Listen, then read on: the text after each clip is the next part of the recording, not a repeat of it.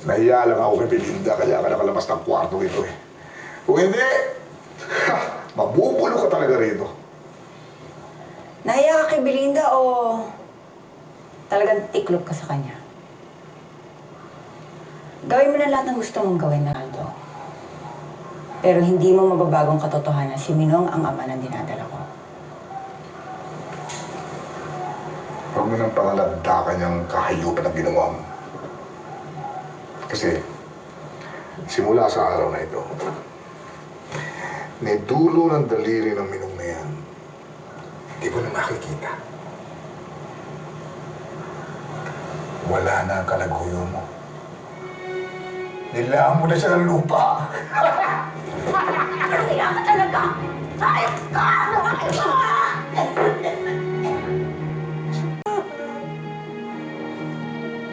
Amanda, may kinalaman si Arnaldo sa pagkalaglag na dinadala mo, no?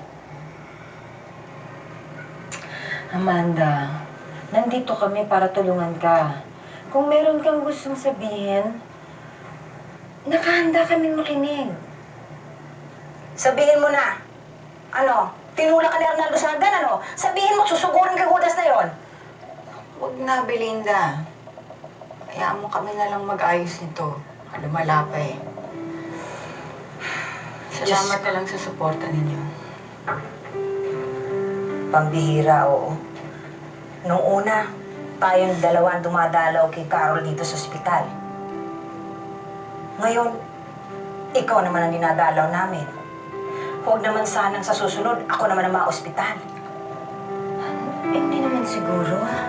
Alam kong marami ka nalalaman sa mga ginagawa ni Mayor, pero ayaw mo lang magsalita.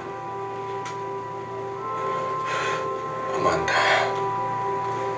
gawin mong ebidensya yun para mapabagsak siya. Pagkatapos ano? Magsasama tayo?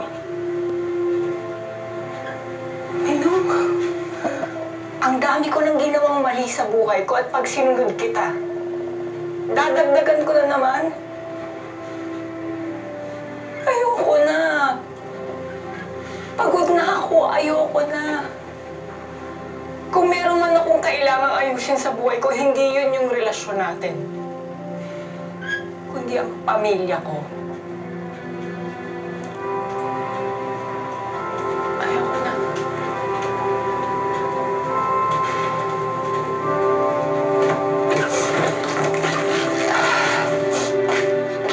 Amanda. Amanda.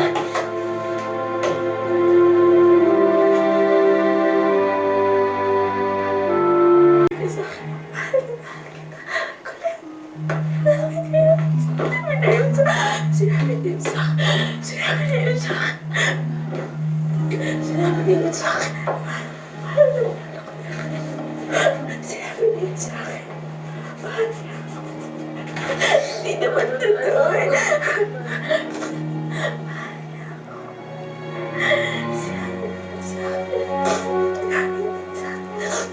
Alam, kung magsasampa lang ng kaso sa akin ng amo mo. Oy! Kaya ko kayong harapin kahit sa korte, kahit sa impyerno! Wisit!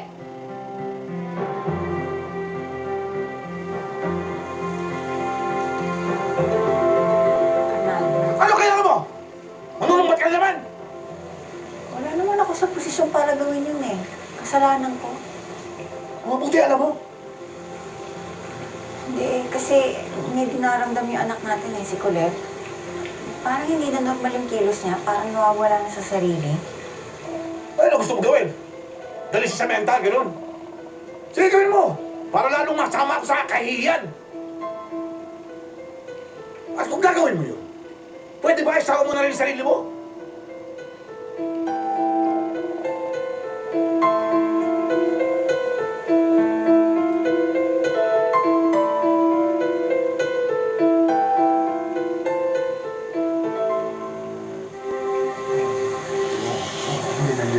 Si Mami.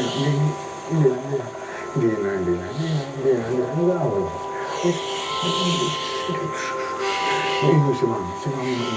Ang ingay na Mami. Tago tayo. Mamamasyalan tayo, anak. Babalik din tayo dito kagad. Promise mo yan, ha? Oo. Babalik tayo kagad dito. Oo, promise yan. Ha, promise. Babalik tayo dito kagad. Oo, anak, promise.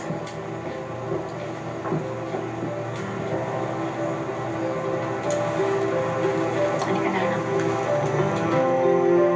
Saka, Arnaldo, iniputan ka na sa ulo minsan ni Amanda. Ngayon, inulit pa. Sorry na nga eh. Tapos nasiraan pa ng ulo ang anak mo.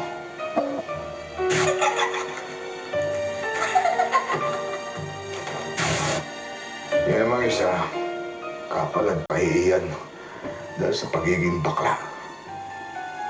Tuka muna tayo. Saan ka? Let's go. At ito ang pinakamatindi. Mawawala ka na sa posisyon. Mawawala ang kapangyarihan mo. At lahat ng naipundar mo.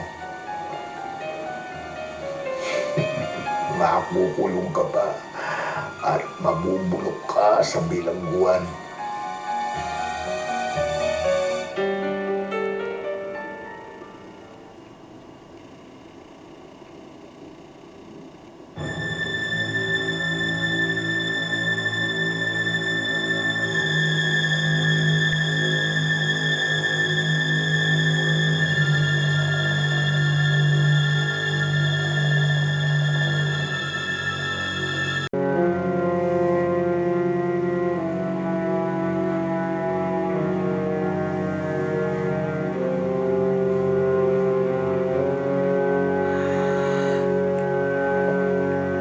Arnaldo, si Amanda to. Alam ko marami ka pinagdadaanan ngayon, pero kakayanin mo yan. Tutulungan kita. Tutulungan kita.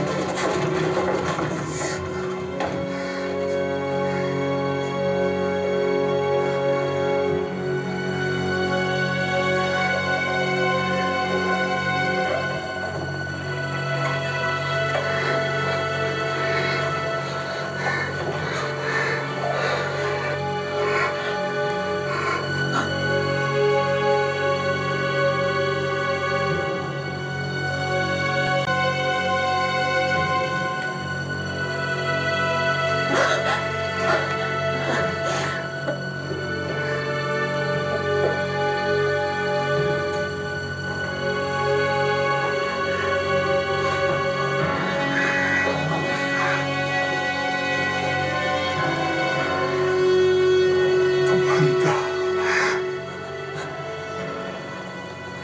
Natatakot ako.